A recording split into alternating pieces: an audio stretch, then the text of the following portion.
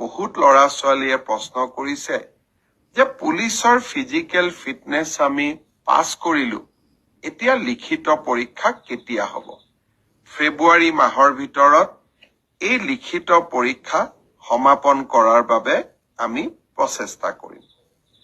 বহুত ল'ৰা ছোৱালীয়ে সুধিছে যে মামা এডিআৰই ৰিজাল্ট কেতিয়া দিব?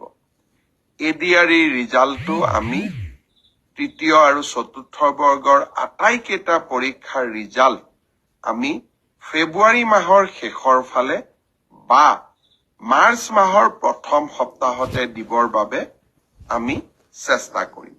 ইতিমধ্যে এই গোটেই প্ৰচেষ্টাবোৰ আৰম্ভ হৈছে আৰু আমাৰ প্ৰচেষ্টা হ'ব যে নিৰ্ধাৰিত সময়ত এইবাৰ আমি প্ৰতিশ্ৰুতি দিয়া অনুসৰি 30,000 নিযুক্তি আমি যাতে